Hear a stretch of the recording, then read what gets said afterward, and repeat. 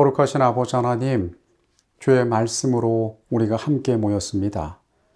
우리 가운데 함께 하셔서 말씀을 통하여 귀한 진리들을 깨닫게 하시고 하나님께서 우리의 삶에 주시기를 원하는 교훈들을 찾아 발견하게 하여 주시옵소서. 죄 가운데 살아가는 우리가 곤고한 이 땅에서 하늘의 것을 보고 느끼기를 원합니다.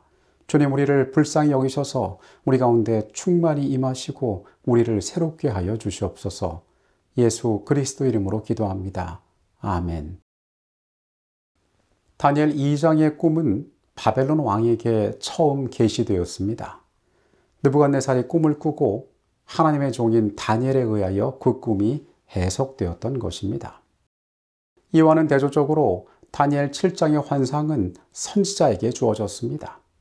이방의 왕에게 주어졌던 2장의 이상과는 달리 7장은 하나님의 선지자 다니엘에게 주어졌던 것입니다. 다니엘은 느부갓네살에게 주신 것과 동일한 주제의 이상을 보았습니다. 그러나 그것은 다른 관점에서 바라볼 수 있는 이상이었습니다. 동일한 시대와 동일한 배경을 가진 이상이었지만은 이 이상의 내용은 달랐습니다. 2장에서는 신상이 나오고 7장에서는 내 짐승이 등장했습니다. 다니엘은 그의 이상 가운데에서 2장의 동상 대신 바람이 물결을 일으킨 후에 바다에서 솟아오르는 내 짐승 1년의 나라들을 바라보게 됩니다. 이 나라들의 싸움이 이어지는 중에 그들 사이에 권력의 판도가 계속 변하고 있었습니다. 2장과 7장의 이상은 같은 역사의 흥망을 보여주고 있지만은 전혀 다른 관점에서 세상 역사를 바라보는 것입니다.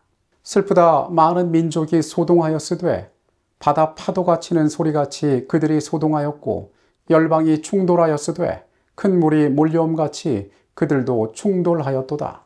열방이 충돌하기를 많은 물이 몰려옴과 같이 하나 주께서 그들을 꾸짖으시리니 그들이 멀리 도망함이 이 산에서 겨가 바람 앞에 흩어짐 같겠고 폭풍 앞에 떠도는 티끌 같을 것이라. 예레미야 46장의 말씀입니다. 강의 물이 출렁임 같고 나일강이 불어남 같은 자가 누구냐? 애굽은 나일강이 불어남 같고 강물이 출렁임 같도다. 그가 이르되 내가 일어나 땅을 덮어 성읍들과 그 주민을 멸할 것이라. 앞서 읽은 성경절들은 홍수와 파도의 비유를 들어서 열국 사이의 격동을 묘사하고 있습니다. 세상에 불어오는 격정적인 혼란을 이렇게 묘사한 것입니다. 어제 살펴본 다니엘서 2장에 나오는 세상의 역사는 결코 순탄한 역사라고 볼 수 없을 것입니다. 하나의 제국이 세워지고 영원할 것 같은 강력한 권력을 가졌지만은 하룻밤 사이에 그들의 나라가 변하는 모습을 보게 됩니다. 그리고 이 세상의 흥망 가운데 많은 사람들의 개인의 운명 역시 변화하게 되어 있습니다.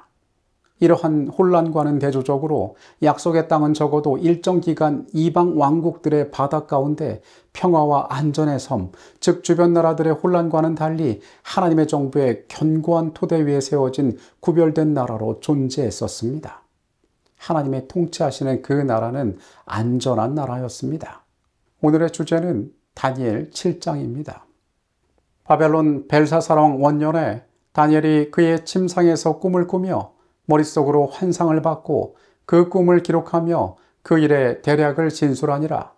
다니엘이 진술하여 이르되 내가 밤에 환상을 보았는데 하늘에 내 바람이 큰 바다로 몰려 불더니 큰 짐승 넷이 바다에서 나왔는데 그 모양이 각각 다르더라. 다니엘 7장의 내용은 벨사사왕 원년에 다니엘이 꾼 꿈을 기록한 것입니다. 7장의 모습은 2장에 나오는 이상과는 달리 많은 동적인 장면들을 묘사하고 있습니다. 내 바람이 큰 바다에서 몰려 불고 그 가운데 큰 짐승 넷이 바다로부터 나옵니다. 2장에는 신상이 서 있고 그것을 쭉 관찰하는 것처럼 진행이 되었다면 이것과 대조적인 모습이 7장에는 나오는 것입니다. 우리는 이 바다에서 나온 짐승 그리고 그들이 이러한 배경 가운데 나왔다는 것을 주목해 봅니다. 다니엘이 해안에서 이방인들의 전쟁의 혼란을 지켜보는데 갑자기 짐승들이 육지, 그가 서 있는 그 땅으로 올라오기 시작한 것입니다. 세상 나라들의 역사가 역동적으로 변화하였음을 보여주고, 그리고 이 역동적인 변화 가운데, 이 풍랑 가운데 하나님의 백성들은 그들의 운명의 소용돌이 가운데 빨려 들어가게 되었음을 보여주는 것입니다.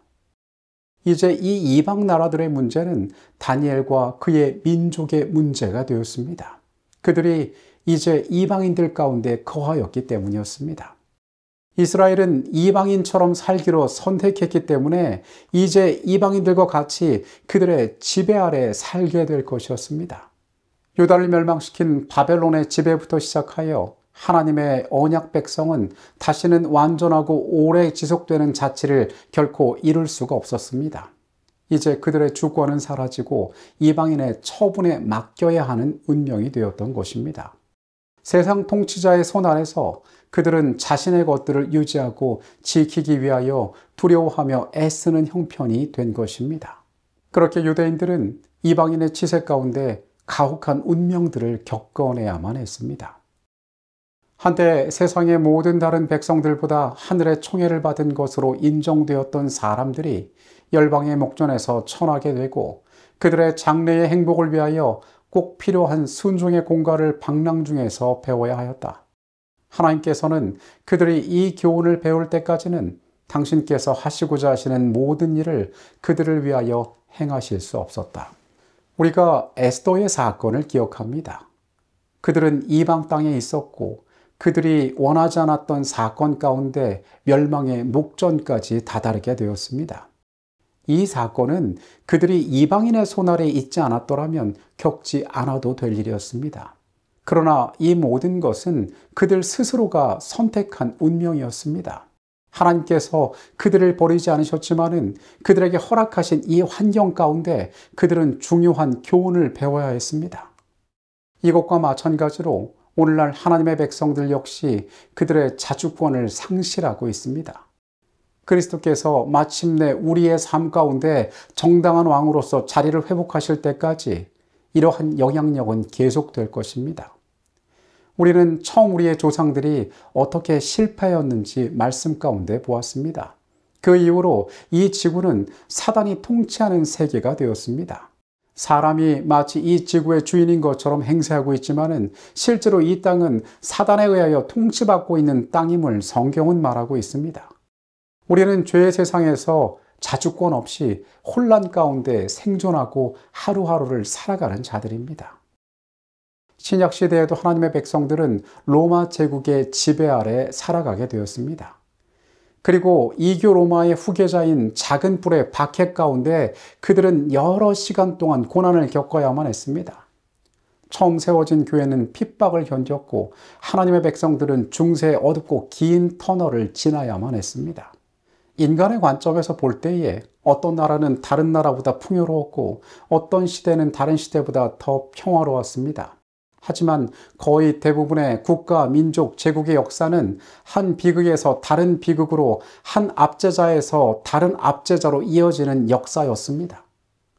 지금 우리가 살고 있는 미국이란 국가, 그리고 우리 중 많은 분들이 태어나신 한국이란 나라는 비교적 정치적, 종교적으로 안정된 나라입니다.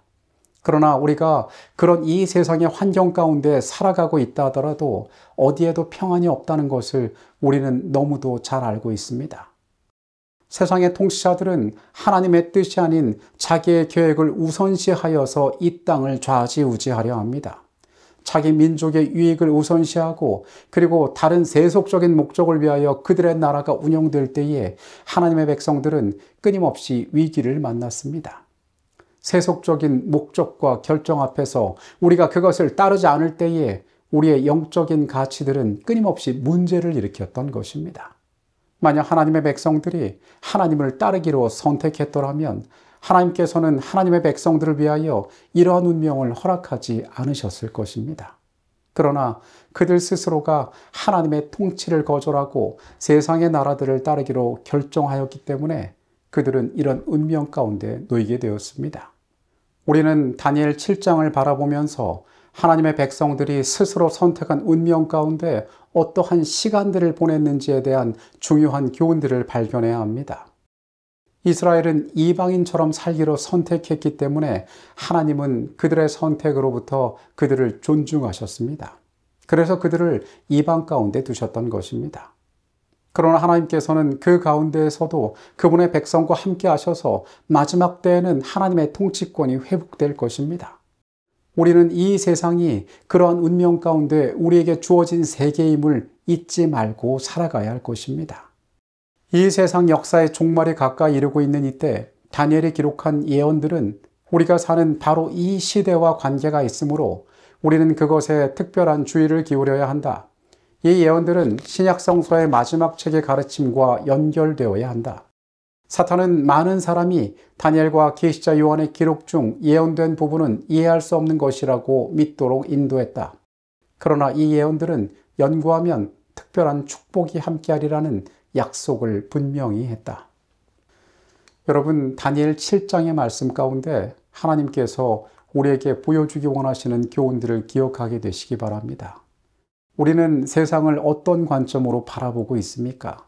세상의 사람들처럼 어느 나라가 힘이 있고 어떤 물질적 풍요가 있으며 내가 더 안전한지를 바라보는 것이 아니라 하나님의 백성의 관점에서 이 세상을 어떤 세력이 지배하고 있으며 그 가운데 우리가 어떻게 하나님의 통치를 소망해야 하는지 우리는 깨달아야 할 것입니다. 다시 세상으로 나갑니다. 우리가 영적인 눈으로 우리의 모든 것을 분별하고 하나님 앞에 더 합당한 모습으로 서서 살아가는 하루의 삶이 되시기 바라겠습니다. 기도하시겠습니다. 주님, 다니엘 7장의 예언을 통하여 이 땅 나라들이 어떻게 그들의 길들을 걸어가는지를 우리에게 보이십니다. 주님, 때로 우리의 시선이 너무 세상의 것에 맞추어져 있지 않습니까? 더 풍부한 물질과 더 안전한 이 세계에서의 방법들, 그리고 내가 사람들 가운데 성공하는 방법들에 우리의 모든 관심을 빼앗기고 있지는 않습니까? 거룩한 것들을 구별하게 하여 주시옵소서. 하나님의 통치가 없는 이 세상이 잘못된 길로 가는 가운데 어떻게 하면 우리의 믿음의 순결성을 유지하고 주의 백성으로 이 마지막 때에 서 있을지 우리가 염려하는 자들이 되게 하여 주시옵소서. 이방 땅에 두셨지만 여전히 주의 백성이 그 가운데 교훈을 얻고 마지막 날에 주의 통치를 회복시키기를 원하시는 주의 선한 계획을 우리가 믿게 하여 주시옵소서. 그 나라에 이를 때까지 우리가 주의 안에 신실히 살아가도록 주님 우리와 함께 하여 주시옵소서. 예수 그리스도 이름으로 기도합니다. 아멘.